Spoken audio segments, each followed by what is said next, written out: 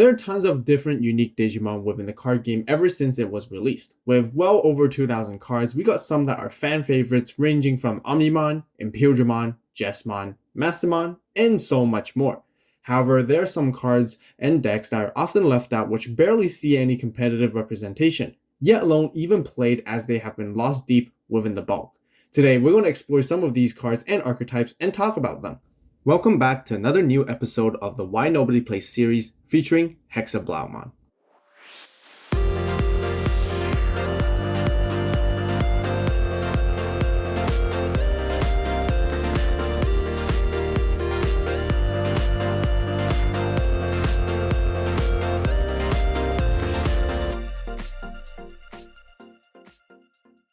First things first, I just wanted to clarify that the Why Nobody Plays series doesn't necessarily mean that absolutely no one plays the decks or the cards. I'm very sure that some of you guys who are watching right now do have some of these decks made just for in-house casual games. At the end of the day, all of this is just very subjective, as this series is just really trying to highlight why some of these cards or decks are barely seeing play even at local tournament levels. These kinds of videos are not intended to shame on the deck or fans of the Digimon, but rather as an opportunity to critically analyze what didn't work well and what areas of improvements can be made to make it better. Whether these decks are just not performing consistently or certain cards being lost with its goal and identity, I think this would be a really cool segue to get the conversation going. In every episode, I will cover key cards of the deck and the win condition that it's trying to accomplish, but where it also misses the mark. I would also include some of my own opinions on what changes that I would personally make to improve the playability. And for today's episode, we'll be covering Hexeblaumon and its Digivolution line. If you guys enjoyed discussion videos like these on the channel, then be sure to subscribe and turn on that notification bell to stay tuned for more. Also give this video a like while you're at it, and I greatly appreciate the support from all of you, so thank you guys so much. To begin, let's take a trip back to BT5 Battle of Omni, where Hexeblaumon first debuted within the Digimon card game. I remember seeing the leaks for this set back in 2021 and was incredibly excited as Hexeblaumon is one of my personal favorite Digimon. And that is also because it just looks so cool. The card was also reprinted during Digifest with a special gold stamp on it. It even got an alt-art treatment as a campaign rare in BT11 dimensional phase. The Digivolution line begins with Blueclamon, which is the rookie that digivolves into the champion Paildramon, and then Chris Paildramon, which is the ultimate. And then finally into Hexeblaumon as its Mega Level 6. One of the aspects that make me admire the Digimon card game so much is the fact that how the card's effects are designed to incorporate within the similarities of the Digimon themselves. And here's a really good example. Hexeblaumon is known to be an icy type of Digimon, which has many attacks and abilities that freezes its opponents. This is very well reflected upon its all turns effects that prevents any of your opponent's Digimon from attacking or blocking as long as it has no Digivolution cards, making it seem like you're freezing down your opponent's Digimon so they can't move. The entire archetype is designed around the idea of trashing Digivolution sources to weaken the opponent's Digimon, which effectively removes important inheritable effects.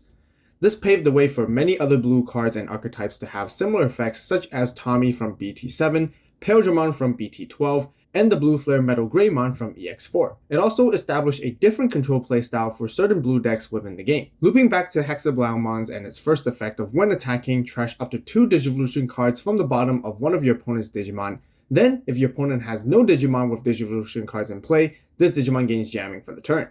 It is evident that we can see the synergy between Hexeblaumon's first and second effects to keep up with the consistency of its freezing capabilities. Furthermore, jamming compensates greatly for Hexeblaumon's lower DP level so that it can safely swing into the opponent's security. That is not all. With all the amazing effects that Hexeblaumon has, this Digimon only costs 3 to digivolve, resulting in a very well balanced and designed card. Moving on to the rest of the archetype, Blueclamon has a simple inheritable effect. During your turn, once per turn when a Digivolution card is trashed from one of your opponent's Digimon. Paildramon can trash even more sources when digivolving, and Chris Paildramons continue to do the same thing, trashing the bottom source across all of your opponent's Digimon. Chris Paildramon also gives you security +1 with its inheritable effect as long as there is at least one Digimon on your opponent's side of the board that doesn't have any Digivolution sources. The deck can surprisingly exert a substantial amount of offensive pressure with the combination of Chris Paildramon being underneath Hexablaumon. Absolute Blast is a dedicated option card and Hexablaumon's signature move, which takes out the bottom source of one of your opponent's Digimon and then bottom decks an opponent's Digimon that has no sources. This provides the deck a strong removal tool that works in harmony with how it naturally plays. Like I mentioned in many of my other videos and deck profiles, bottom decking is probably one of the strongest types of removal in the game. Other than its own Digivolution line, there are also an abundance of really great generic blue cards that work very well with the archetype. From BT1, Upamon is the perfect egg for the deck at the very beginning, and then there also was Kyaromon, which came out in BT6. Both of the inherited effects help you draw more cards, and the conditions can be very easily met. The promo Gomamon P004 is also a fantastic rookie which pretty much has the exact same inheritable effect as Blukomon. Although it is not encouraged to have promo cards to become vital pieces for certain decks that are meta defining because they're not as easily accessible to everyone and causes prices to go really high, I do remember it happening for this particular card, which wasn't ideal, but having it does boost the efficiency of the deck by a lot during the time. On the brighter side of things, I'm glad that Bandai learned over time to prevent something like this from happening again, since we rarely see it nowadays. Sora and Joe is also a tamer card which came out from BT5 and it fits into the deck perfectly. It gives you extra 2 memory at the start of your turn as long as your opponent has a Digimon with no Digivolution cards. Its secondary effect further takes out even more sources when you attack with a blue Digimon by suspending them. This turbos the stunning process tremendously for Hexeblaumon. It is clear that the archetype has a very good amount of synergy across all the various effects to make it work very well together. I remember when I first read the effects of these cards and was thrilled to learn how strong it actually seemed. At least that was all in theory, and unfortunately, it didn't translate as well when it came to the deck's practicality. So this is where we're going to start discussing on how come that the deck didn't seem like it was played much at all. As a matter of fact, it seems like the entire archetype has been forgotten in the card game as a whole. And this is the part where we'll talk about where the deck missed its mark. First and foremost, I do want to clarify that the deck itself was very well designed. It has many viable effects and is also very consistent at setting up the combos during the time when it first came out in BT5. But there was only one problem. For those who played during that format may remember the meta was strictly dominated by Lord Nightmon. The simple combo of BT4 Wargroundmon, Nightmon, and /Angemon was simple enough to remove Hexeblaumon immediately with almost no effort. Surely you can start from scratch and try to build another stack quickly, but by that stage of the game, Lord Nightmon can either take it out quickly again with the exact same of play, or win the game already with its sideboard presence and multiple attacks. Even though Hexeblaumon had decent matchups against all the other decks, Lord Nightmon was way too dominant at the time, which gave it no room to compete. Speaking of Lord Nightmon, if you guys want to see me make a video where I talk about the meta history with some decks being tier 0 or some of them being close to tier 0 as well, and how they were addressed through the ban list, then be sure to let me know by subscribing to the channel and comment down below. Moving on with the timeline, the deck actually got some really good indirect support in BT6 Double Diamond, in the form of Azulomon and Majiramon. Hexeblaumon itself was pretty good already when it comes to having aggression, but with the inclusion of Azulomon as a secondary level 6 boss Digimon, the deck can power through your opponent's security even quicker. The main idea is to utilize Hexeblaumon to control the boards by stripping sources and stunning as many Digimon as possible. Afterwards, as your secondary play, you can go into Azulomon for an explosive attack. Majiramon also supports by trashing sources very well with its when Digivolving effect, and its inheritable can unsuspend your Digimon when attacking once per turn, as long as your opponent has a Digimon with no Digivolution cards in play, which also works when your opponent has no Digimon either. This effect technically repeats the same concept of gaining security +1 and additionally grants you a capability of attacking twice instead, which is slightly more versatile. Again, with all the cards mentioned being superb inclusions, why does the deck still continue to struggle? Similar to the Lord Nightmon situation, the BT6 meta was primarily led by Gabumon Bond of Friendship, which is just outright better as a blue deck and it can win games very fast. There was also Jesmon and Beostarmon, which had many built-in removal tools to get rid of any Digimon with ease during the mid and late stages of the game, making Hexablaumon not worth playing at all.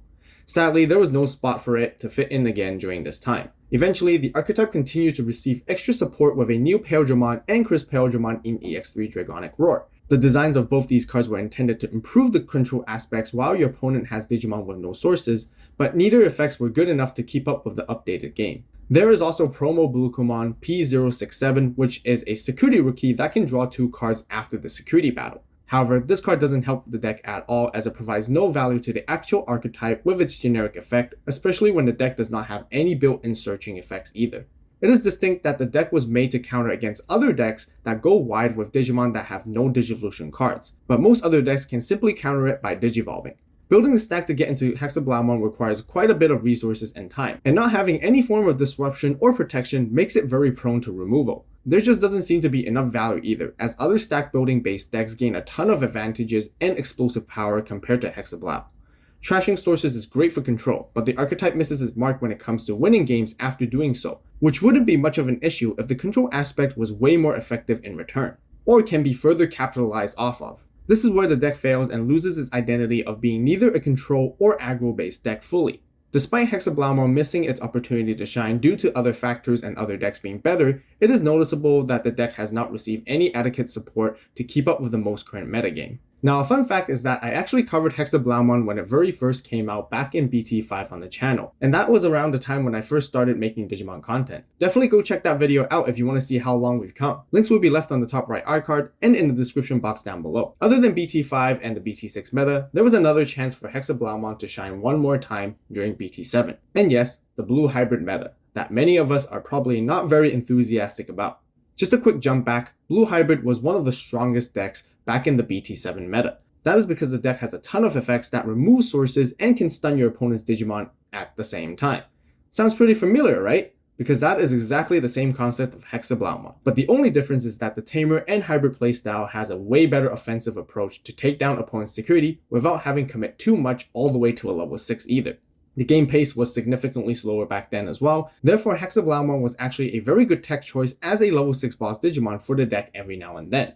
However, this was quickly dismissed once players realized that Hexeblaumon was proven to be the better level 6 out of the two, instead because it can actually help you win games, which is not a reliable game-winning strategy. And because of that, it was probably the last time we ever saw the card played, and sadly, there is no foreseeable future support for Hexeblaumon announced at the moment at the time of making this video. But I still want to take a moment to discuss ways that can make the deck better to match the pace of the most current game state. And here are some of my personal suggestions. The first thing I can think of the deck really needs is a whole new rookie that can search for pieces, just like what most other archetypes currently have.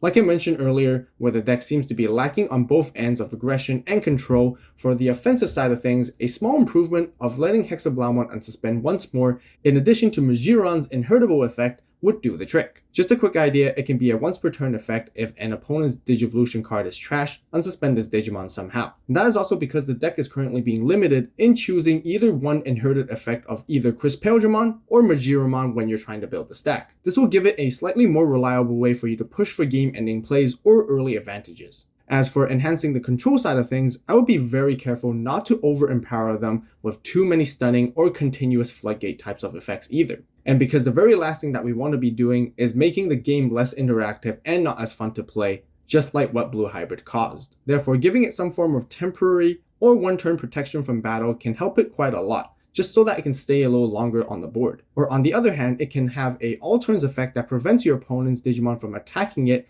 if a Digivolution card was trashed during that same turn. Somewhat similar to the effect of Venusmon from BT10. Speaking of trashing sources specifically during the opponent's turn, a dedicated ace card just like the Zudomon Ace from BT14 could also be a very nice addition. And ultimately, it's been a very long time since we ever got any further support for this archetype, and I feel it definitely deserves to have an entirely new Digivolution line that can make use of the older support cards as well. Overall, these are just some concepts I came up with. Let me know what ideas you guys might have or want to share. That will wrap up for this episode of the Why Nobly Plays series with Hexeblaumon and the Paildramon archetype. If you guys enjoyed these types of discussion videos and want to see more, then be sure to give this video a like and let me know in the comments on what other Digimon or archetypes you would like to see me cover for this particular series. Also, don't forget to subscribe and turn on that notification bell to stay tuned for the next episode, as we'll be covering Dan Devimon. If you haven't watched the previous episodes yet, be sure to check them out as well. Links will be left in the description box down below. As always, thank you so much for watching. You guys have a great day, great night, wherever you are. See you next video, and this is Avault, signing